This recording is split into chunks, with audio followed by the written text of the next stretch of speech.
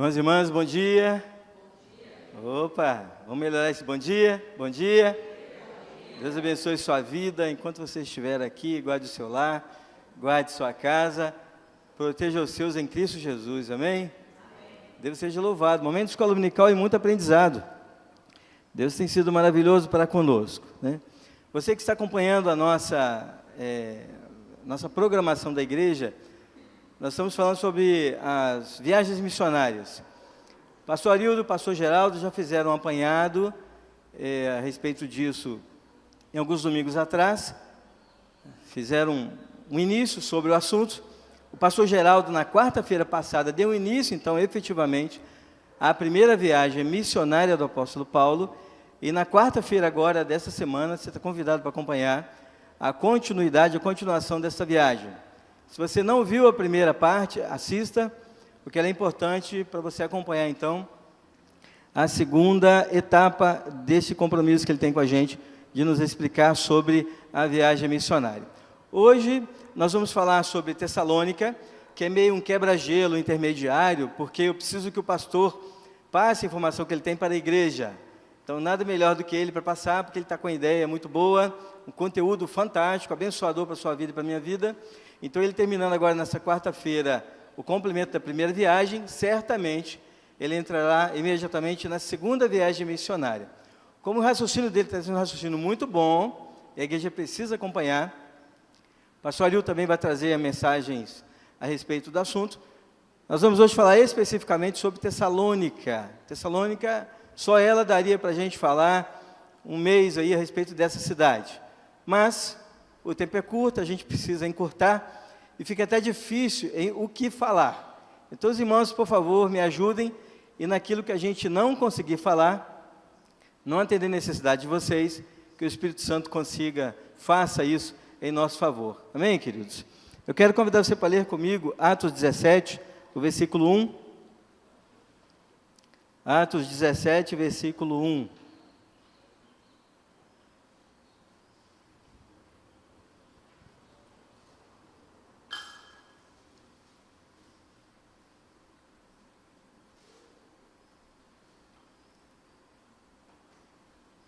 Está aberto ali.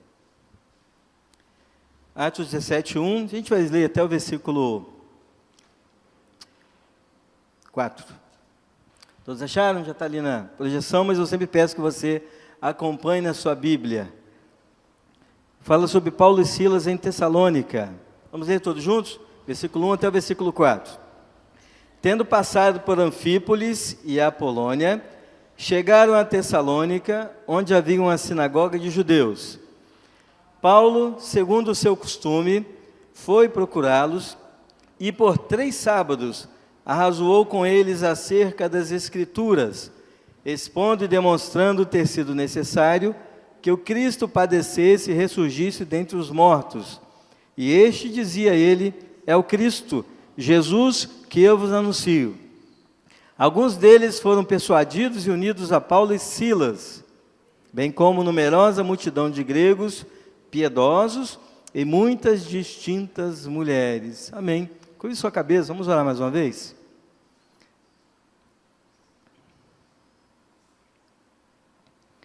Senhor, nós estamos na Tua casa com o coração desejoso em aprender um pouco mais daquilo que o Senhor tem preparado para nós. Ó Deus, que aqui seja somente o Teu Espírito Santo nos instruindo, seja ao falar e seja ao ouvir. Queremos edificar a nossa vida no Senhor, que seja assim, para a honra e glória do Teu nome. Nós oramos em nome de Jesus. Amém, Senhor. Amém, queridos? Amém. Quando Paulo, ele resolve então fazer a sua segunda viagem missionária, a ideia dele era fazer uma visita aos irmãos e irmãs que já estavam sendo acompanhados na sua primeira viagem missionária. Para isso, então, ele chama Barnabé, para continuar com ele a sua segunda viagem missionária. Vocês lembram que Barnabé, então, resolve chamar a João Marcos, para acompanhá-lo na segunda viagem missionária. E Paulo fala, olha, eu não acho bem-vindo João Marcos, porque ele já nos deixou na mão, já nos desacompanhou na primeira viagem missionária. Aparentemente, irmãos, há então um desacordo entre Paulo e entre Barnabé a respeito de estar junto com ele João Marcos. Se lembram disso? Então, aí nesse momento, então, Paulo chama Silas para acompanhá-lo na segunda viagem missionária. E o que Barnabé faz? Barnabé chama a João Marcos. João Marcos não ficou parado, desamparado, sozinho, ele não esqueceu de pregar a mensagem do Senhor. Os planos do Espírito Santo são planos tremendos na vida da gente. Aparentemente, houve uma divisão, mas se nós pensarmos por um lado mais profético, para um lado abençoador, nós percebemos que ali são criadas, então, duas equipes, e não uma só mais. Olha que coisa bonita. Então, é o dividir para multiplicar. E algumas vezes acontece isso na vida da gente. Deus separa, Deus distancia. Mas a propósito do Espírito Santo é que aprendamos com propósito. E o que acontece então é que essas equipes são criadas. Barnabé e João Marcos vão para Chipre, e Paulo e Silas então dão continuidade à sua viagem missionária para a região da Tessalônica, da Macedônia ali, que a Tessalônica era um dos 4 distritos de Tessalônica, de Macedônia, desculpa. Então, Tessalônica era um dos 4 distritos de Macedônia. Então, Paulo, ele dá caminho, então, à sua segunda viagem missionária. É importante conhecer o texto histórico, o contexto histórico, irmãos e irmãs, porque Paulo, a primeira ideia dele era ir para a Ásia Menor. Vocês lembram disso? A ideia do coração dele era fazer sentido para a Ásia Menor. Só que o Espírito Santo do Senhor fala com ele para que ele não faça isso. A direção dele foi outra direção.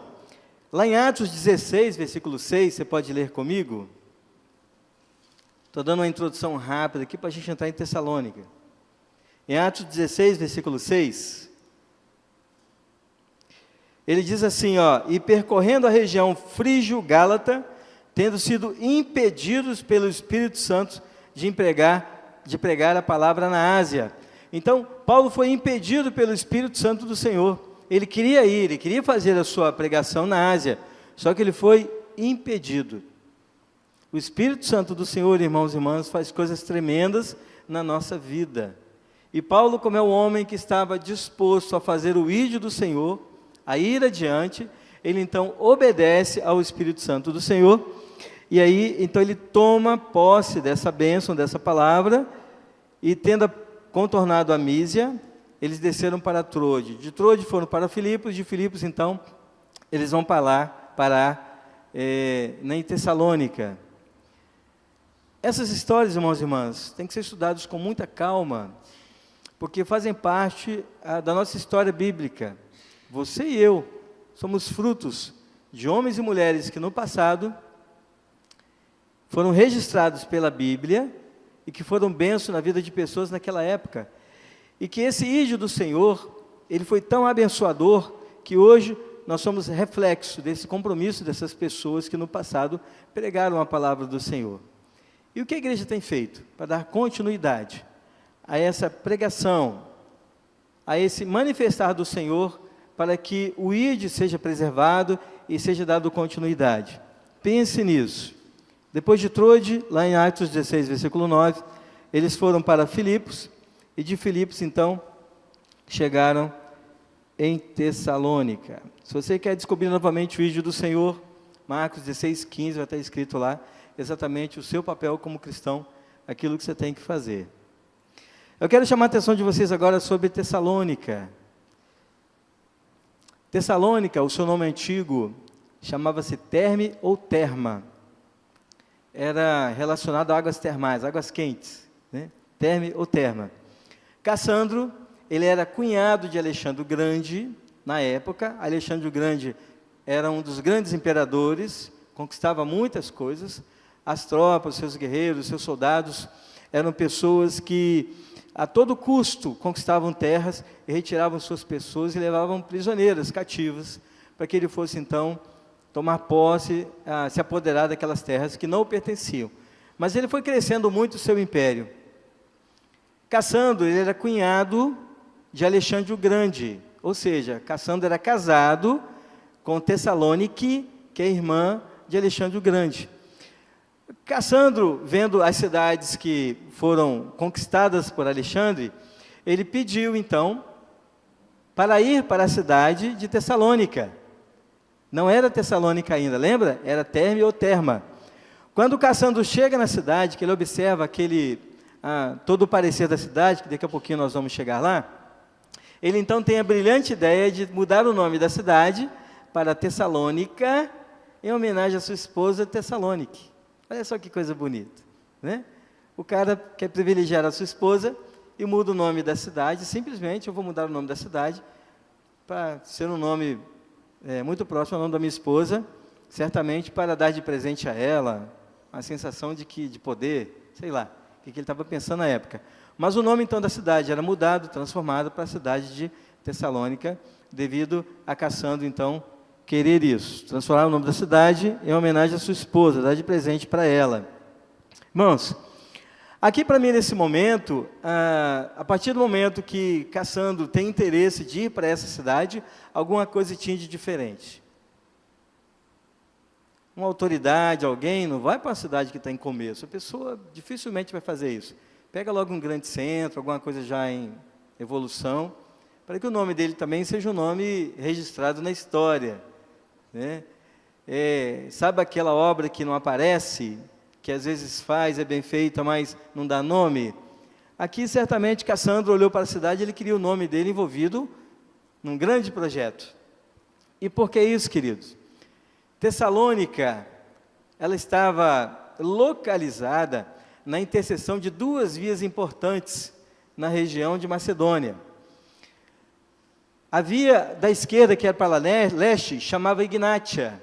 Ignátia era uma via terrestre, uma estrada, que levava para o leste, e aquele leste, então, era um apanhado de construções, de pessoas do campo, de mercadores, de comércios.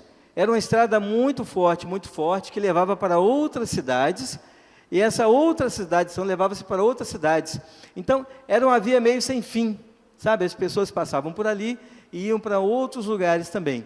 E tinha uma segunda via, era uma outra interseção, que era a interseção da estrada de Danúbio. Danúbio era uma estrada que seguia para um porto, que era, na época, um dos maiores portos a nível de região.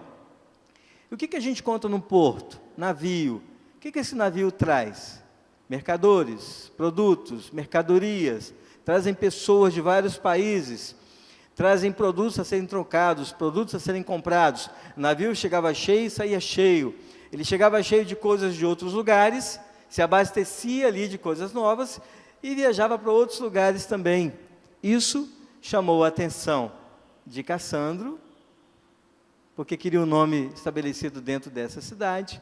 Mas, irmãos e irmãs, muito maior foi a atenção de Deus, que despertou no apóstolo Paulo, através do Espírito Santo, para que ele fosse para esta cidade.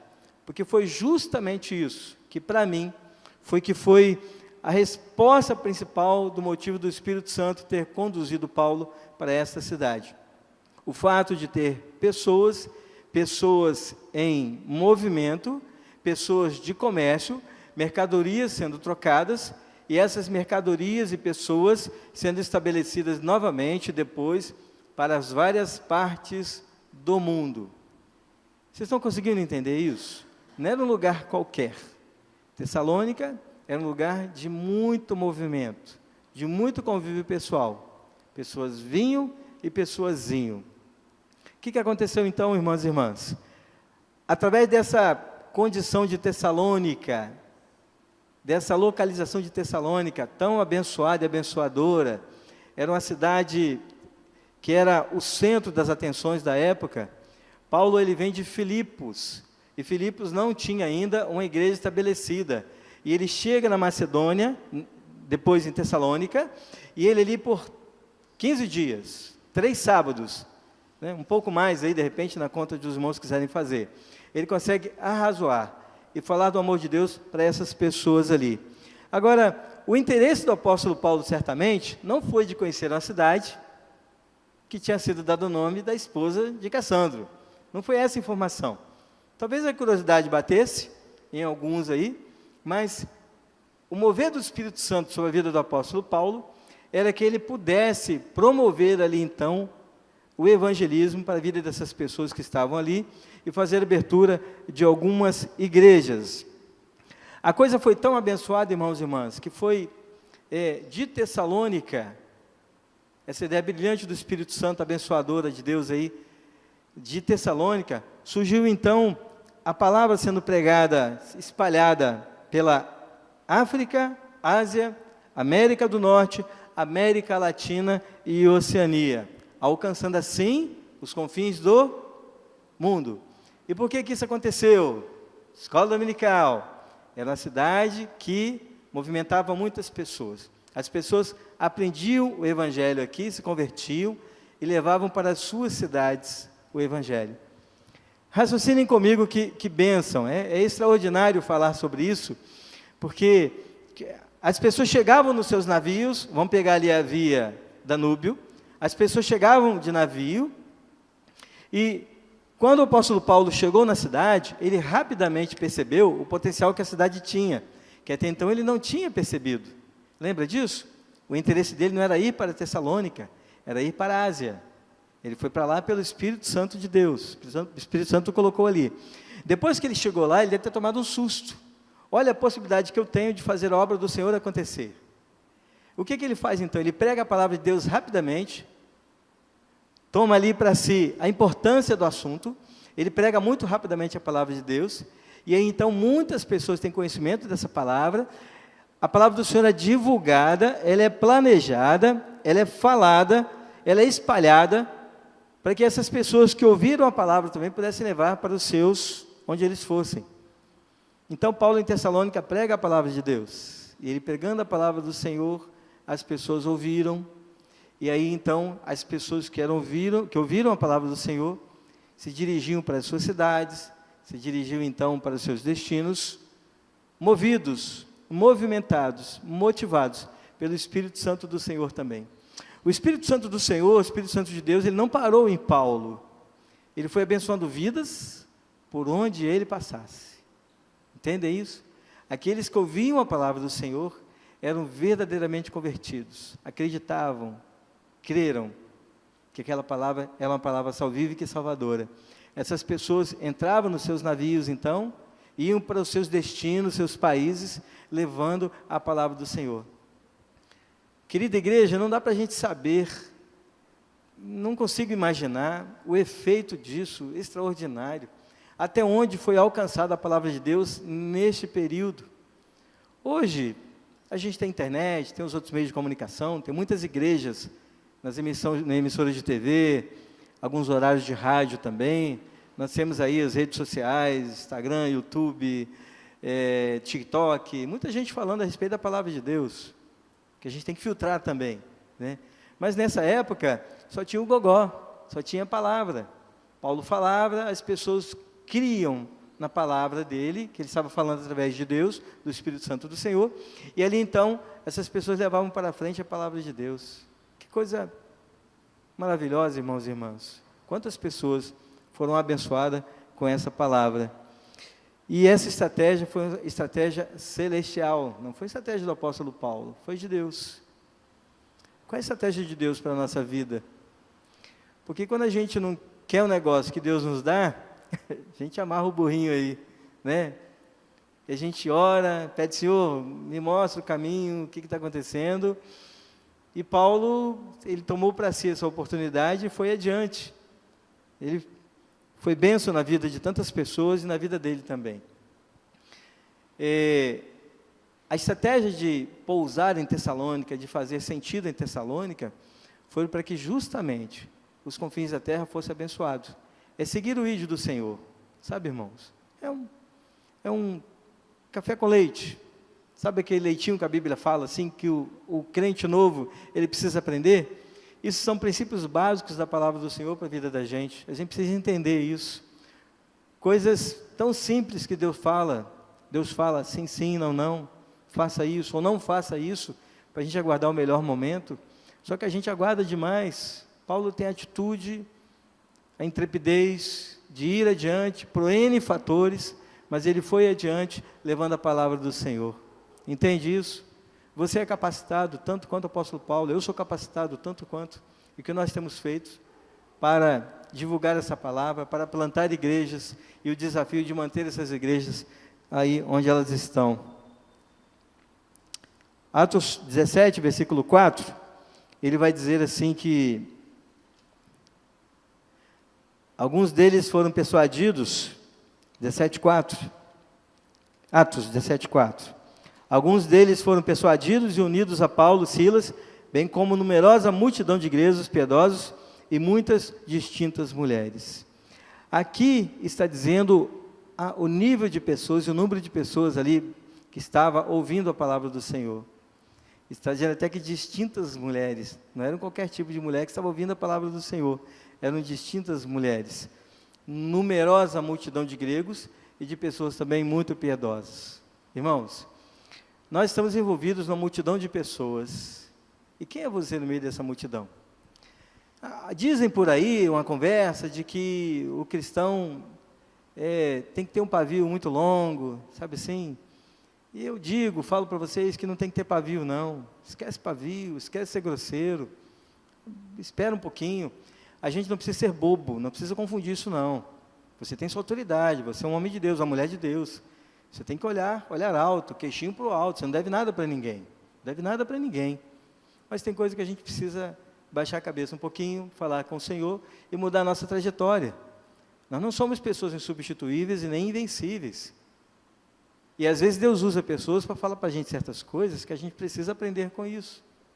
Né? E a pessoa também tem que ter sabedoria em falar com a gente, que tem que ser algo de Deus, não pode falar só da boca para fora. Não toma juízo para si. Aí, de forma que a igreja ela vai se confraternizando, conversando, a igreja vai se edificando uns aos outros, e a gente vai crescendo em espírito e em verdade.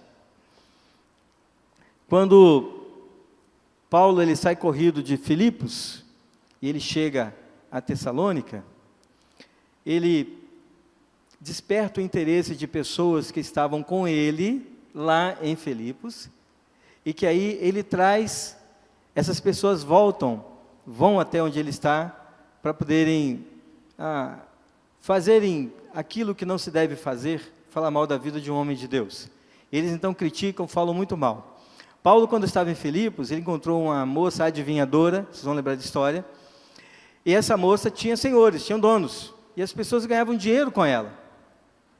Tinha o espírito de adivinhação, adivinhava coisa nenhuma. É interessante falar sobre isso, porque tem até hoje pessoas acreditando em adivinhos, pessoas que leem a mão e falam o destino das pessoas pela mão. Na quarta-feira mesmo aqui, ou terça-feira, né, sendo falado, a gente ouviu irmãs e irmãs falando de alguns centros de macumba que tem espalhado por aí nas esquinas coisas maléficas. Dona Luzia? Sexta-feira de manhã, tinham ali, Dona Luzia? Então, irmãos, nós que somos cristãos, a gente tem que pegar aquilo, não precisa pegar na mão porque é nojento, anti-higiênico, sabe lá que, né, bactérias e vírus, etc. Mas pega aquilo, pega uma pá, pega um pedaço de papelão e joga aquilo fora. Você tem toda a autoridade para isso, em nome de Jesus, você não precisa passar longe daquilo, não. Sabe, tem crente que não passa embaixo de escada. Sabe, esse é o absurdo do absurdo. Sabe, deixar o chinelo virado, que aí tem que desvirar o chinelo. São coisas que as culturas vão ensinando e que, às vezes, alguns, por desinformação, acabam trazendo para dentro de si. Então, existe até hoje pessoas que acreditam nessas coisas, até hoje. E nós estamos falando de um tempo em que as pessoas acreditavam numa mulher, numa jovem que era adivinha. Então, quando Paulo, ela de tanto criticar o apóstolo Paulo, Paulo a repreendeu, então foi retirado dela o espírito adivinho. Os donos dela, que ganhavam dinheiro com isso, não gostavam da situação, então perseguiram o apóstolo Paulo, porque tirou deles o ganha-pão. Olha só, que absurdo, né? Mas aconteceu, está registrado. Depois disso, que foi então? Paulo foi para Tessalônica, e esses homens que perderam o ganha-pão, perseguiram o apóstolo Paulo até lá. Irmãos, a igreja precisa ter a sua identidade fortalecida. Você precisa ter a sua identidade bem estabelecida. Quem é você no meio de Deus, do povo de Deus? Quem é você? Quem é você? Se chegar alguém endemoniado aqui na igreja, o que você vai fazer? Você vai afastar da pessoa? Você tem que orar, põe a mão na pessoa e ordena que o espírito imundo saia em nome de Jesus da pessoa. Tenha autoridade, é isso que Deus quer para a sua vida, a autoridade. Se você tiver autoridade, coisas maravilhosas vão acontecer. Agora, não espere o acontecimento para provar você. Não espere, que você pode cair do cavalo. Faça isso antes. Busque a Deus, ore, jejue. A igreja está precisando jejuar. Eu e você precisamos jejuar mais, orar mais, buscar mais a Deus.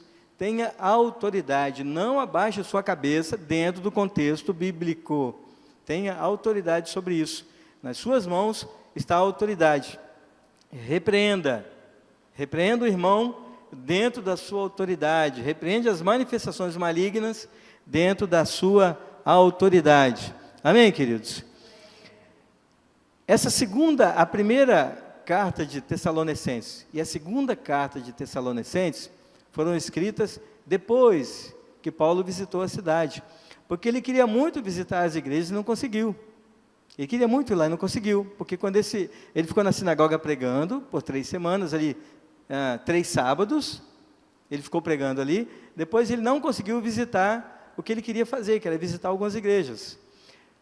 O que aconteceu então? Esses homens que o perseguiram em Filipos, chegaram até ele então em Tessalônica e o perseguiram também. Paulo tem que sair da cidade, irmãos, e para ir para outro lugar. Ele saiu dali. Então deixou essas igrejas sem informação. E essas igrejas precisavam de ter a informação correta, porque o evangelho foi pregado, não foi pregado?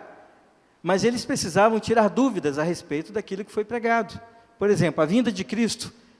A primeira carta de Tessalonicenses que foi escrita, são 2 cartas com 2 assuntos diferentes. A primeira carta fala sobre a vinda de Cristo, ressurreição de mortos e a vida cristã. 3 assuntos que eles tinham muita dúvida. Qual é a sua dúvida? O que você tem dúvida? Chegou até o apóstolo Paulo que eles tinham essas dúvidas. Vinda de Cristo, como que é isso, apóstolo Paulo? O retorno de Jesus, a data, vai chegar quando? Você faz o quê? Qual é o momento que Jesus vai chegar? De que maneira vai chegar? Paulo, então, esclarece isso através de Tessalonicenses, da primeira carta, para essa igreja. Também sobre a ressurreição dos mortos, sobre os crentes que morreram, ressuscitarão, coisa que muita gente tem dúvida até hoje também, está esclarecido em 1 Tessalonicenses. E também sobre a vida cristã. Paulo ele oferta nessa carta, instruções sobre como viver uma vida cristã. Irmãos, você quer um padrão de vida? Leia a Bíblia, está ali. 1 Tessalonicenses é parte do mover cristão de Deus para a vida da gente, está escrito ali. Então essa primeira carta aos Tessalonicenses está voltada para isso, para esses 3 esclarecimentos. Só que então depois que ele explica isso, o povo vai vivendo, o povo vai conversando, discutindo, vai evangelizando, e a igreja vai se multiplicando. E depois, então, ele escreve a segunda carta aos Tessalonicenses. E está escrito o quê? Para que foi escrita a segunda Tessalonicenses? Olha só. Ele reitera, então, a data da volta de Cristo.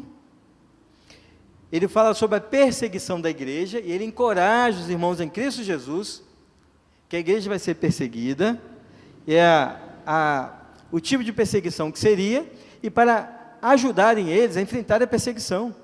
Não é só falou que a igreja vai ser perseguida, ele incentivou os irmãos e disse como eles deveriam perseverar diante dessa perseguição. E a terceira coisa que ele fala na segunda carta é sobre a tradição apostólica, que era a de falsos ensinamentos. Porque quando a palavra de Deus começou a se divulgar e a se espalhar, começaram a se levantar muitos falsos profetas. E aí Paulo esclarece isso. Cuidado com os falsos ensinamentos. Cuidado, igreja, com o que você ouve. Confira.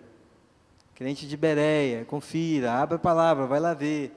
Não acredite em tudo que é falado, pesquise. Não é porque a pessoa está lá na televisão falando certas coisas que aquilo é de acordo, não. Você tem que pesquisar isso. Você tem que trazer para si essa responsabilidade. E muito cuidado com aquilo que você fala, porque esse falso ensinamento é para você e para mim. Cuidado com aquilo que você fala. Cuidado com aquilo que você reproduz. É um compromisso muito sério o que você tem que ter. Você é crente no Senhor Jesus? Salvo no Senhor Jesus? Professo no Senhor Jesus? A sua palavra tem que ser sim, sim, não, não. Não tem meio termo. Vou fazer, não posso fazer, não posso fazer. E essa palavra tem que ser ensinada para os nossos filhos. E para os filhos dos nossos filhos, e assim sucessivamente. Porque é uma responsabilidade muito grande nossa no que falar. Quando a pessoa precisa de uma instrução, precisa de um conselho, o que você vai falar? Que tipo de vivência você tem bíblica para você aconselhar alguém? Imagina que responsabilidade. Cuidado, parece simples, mas não é. O falso ensino pode estar saindo da sua língua, da sua boca, e você não está percebendo. É uma palavra pesada. Cuidado sobre isso. Ele adverte contra falsos ensinamentos e enfatiza, em 2 Tessalonicenses 2,15, a importância de seguir os ensinamentos recebidos pelos apóstolos. É importante seguir o ensino bíblico genuíno, para que a palavra do Senhor ela seja direcionada e não tenha nenhum desvio. Porque se ela se desviar, irmãos e irmãs, aquele que a desviou, imagina a consequência para isso. Então, muito cuidado com isso aí. Eu quero encerrar para vocês dizendo assim, 1 Tessalonicenses 4, versículo 14. Tessalonicenses 4, 14.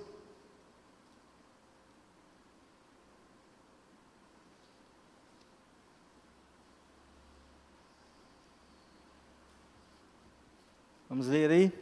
4, 14. A gente vai ler até o versículo 17.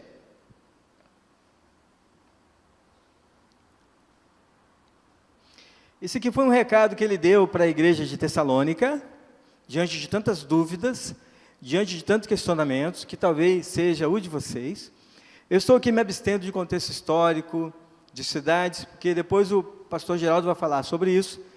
A gente não quer confundir aqui para não dar um duplo entendimento, mas ele vai falar sobre isso depois. Mas é importante você saber, irmãos e irmãs, o contexto histórico da carta de Tessalonicenses, e o efeito disso para a vida da gente também. Então está lá dizendo no versículo 14, pois se cremos que Jesus morreu e ressuscitou, olha só, cremos ou não cremos, amém? Se cremos que Jesus morreu e ressuscitou, assim também Deus, mediante Jesus, trará em sua companhia os que dormem. Está falando sobre a vinda de Cristo Jesus, para aqueles que já foram, e novamente estarão conosco. Vamos lá? Ora, ainda vos declaramos por palavra do Senhor isto, nós, os vivos. Nós quem? Eu e você. A gente está aqui. Está respirando? Amém? Está vivo. Nós, os vivos, os que ficarmos até a vinda do Senhor. Aqui está um prazo que a gente não sabe. Quando que o Senhor vai voltar? Não sabemos. Quem é de nós que vai ficar para a vinda do Senhor? Não sabemos. A gente não sabe nem se fica no próximo segundo, no próximo dia, na próxima hora. Não sabemos, irmãos. Não sabemos. Isso é a verdade que vivemos. Tá bom? Então, nós, os vivos, os que ficarmos até a vinda do Senhor, de modo algum precederemos os que dormem. Versículo seguinte. Você sabe o que dorme, né? Não cochila aí, cuidado com isso. Porquanto o Senhor mesmo, dada a sua palavra de ordem, ouvida a voz do arcanjo, ressoada a trombeta de Deus, descerá dos céus, e os mortos em Cristo Jesus ressuscitarão primeiro. Então é uma dica aí. A gente precisa fazer aquilo que é certo, caminhar segundo a vontade do Senhor. Depois que Jesus voltar, os mortos ressuscitarão primeiro. Está ali dizendo, versículo seguinte, depois nós os vivos, nós estamos em segundo plano, mas não menos. Primeiro o Senhor vai chamar os mortos por cumprimento da sua palavra. E depois nós, os vivos, aqueles que ficarem até a volta de Cristo Jesus. Seremos arrebatados juntamente com eles, entre nuvens, para o encontro do Senhor nos ares. Assim, estaremos para sempre com o Senhor. Irmãos, nós precisamos crer na nossa salvação.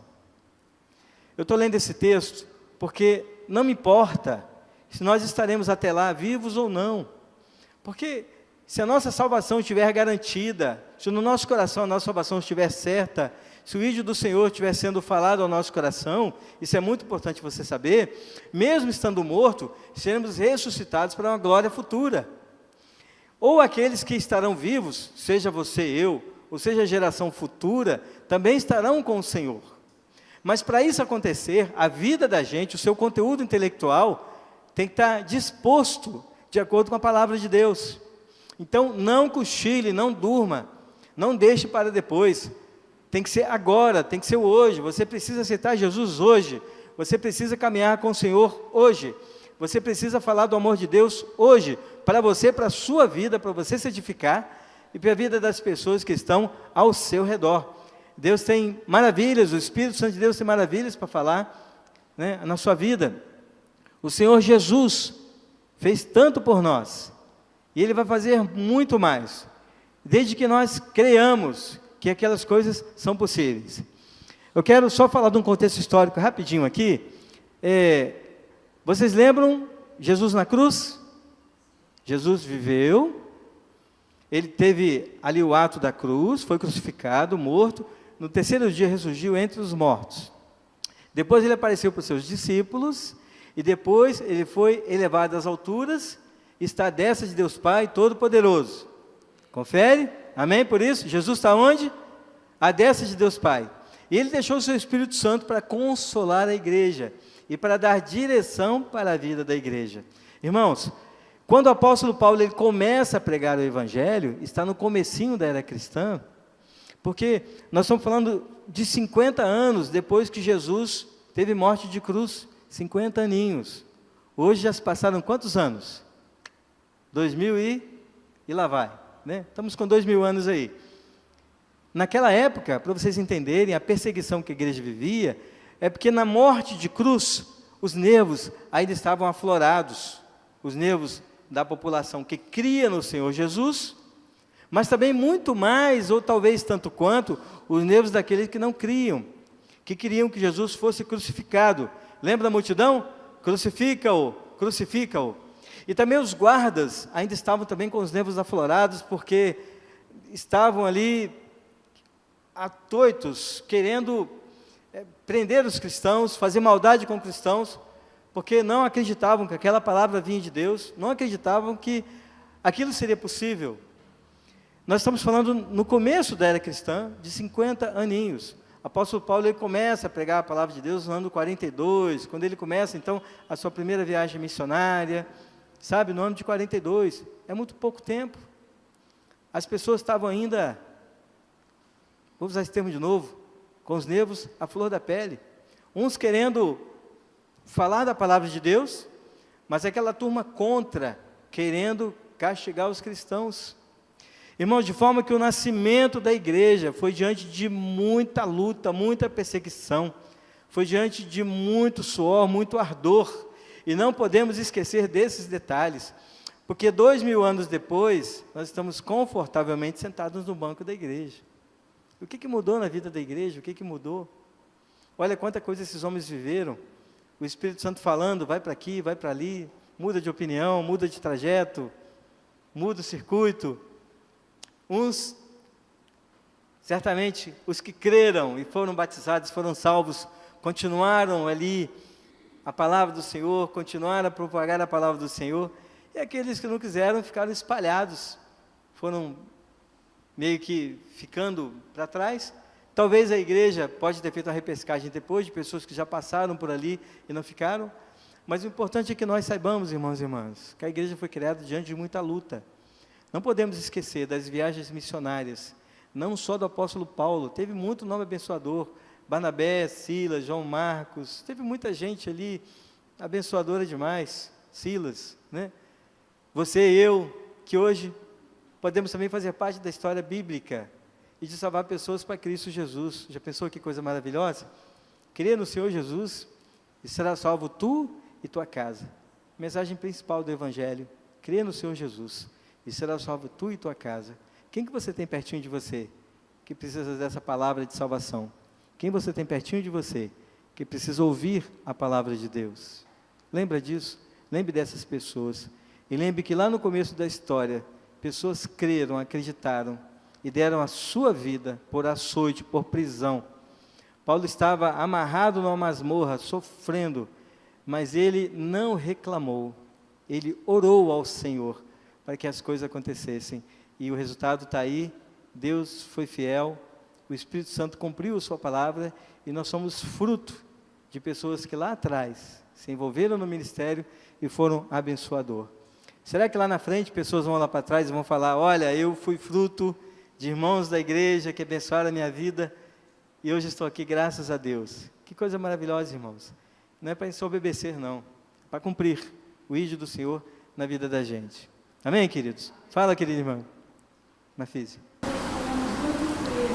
Sim? Sim.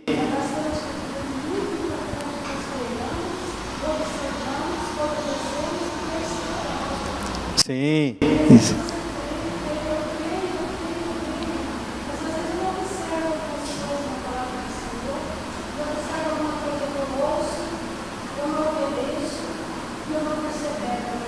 Sim, isso aí.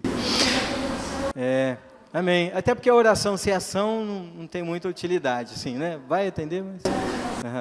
Sim, amém. A oração sem ação é um negócio assim, difícil, né? A oração tem que ter ação. Alguém falou? A oração tem que ter ação. Fala, Gilda. Sim.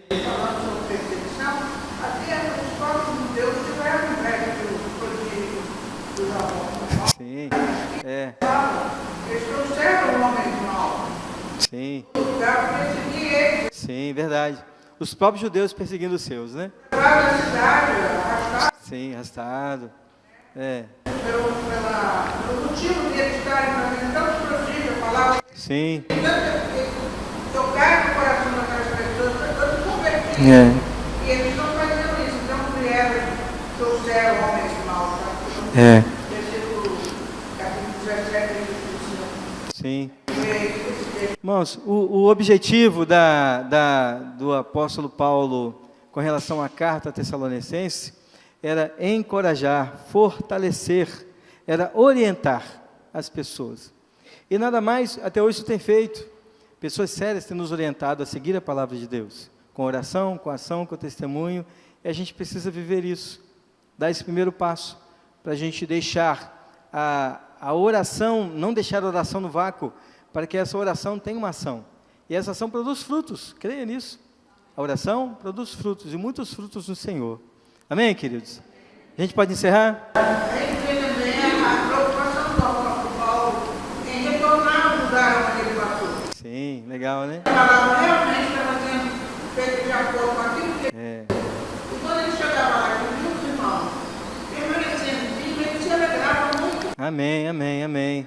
Amém. Isso é algo que a gente precisa também estar exercitando na nossa vida. Amém, amém, amém. Viver, Paulo, quando estava pregando a palavra de Deus, ele achou muitos gentios e muitos judeus também. Pessoas que foram parceiros no Evangelho. Parceiros no Evangelho. Não importa a sua classe social. Não importa como você vive, onde é a sua casa. Não importa isso. Não importa o seu temperamento. Tem gente que fala, porque é colérico, porque é fleumático, porque é sanguíneo. Esquece isso, irmãos. Sabe? Vamos para outro caminho. Pegou o caminho do Senhor. Qual que é o caminho que Deus quer que vivamos? Que você olhar para mim e lembrar que o Eliseu é um cara sanguíneo, você vai ficar olhando para mim atravessado. Sou sanguíneo por natureza, não nego isso. É pingo no i, quem me conhece sabe disso. Eu tento viver minha vida de uma forma simples, minha esposa sabe disso, mas a gente precisa ter nossa identidade. Eu me identifico assim, e glória a Deus por isso. Mas nem por isso eu sou uma pessoa grosseira, sem educação, antipática, não. Vocês são meus amigos, né? Eu sou legalzinho aí, né? Mas é assim que funciona. Então, os temperamentos são moldados pelo Espírito Santo do Senhor. É o Espírito Santo que confronta, é o Espírito Santo que transforma. É Ele que dá vida. Você tem alguém em casa grotesco, a pessoa é grossa, ora, o Espírito Santo quebranta. O Espírito Santo quebranta. O Espírito Santo pega aquele que é lento e dá velocidade. O Espírito Santo pega aquele que é tímido e tira a timidez. O Espírito Santo pega aquele grande empresário que tem vários recursos e o converte e faz com que ele entenda que os recursos são destinados de Deus para que ele abençoe a vida de tantas pessoas. Então, é o Espírito Santo, não sou eu, não é você, é o Espírito Santo. Lembre disso, amém? Saia daqui com essa ciência, o Espírito Santo do Senhor. Então, ore ao Espírito Santo para que ele transforme a sua vida, te convença, e que ele, através de você, haja na vida de várias pessoas, encorajando, fortalecendo, mudando vidas, e que seja tudo para honra e glória do nome do Senhor. Amém, queridos?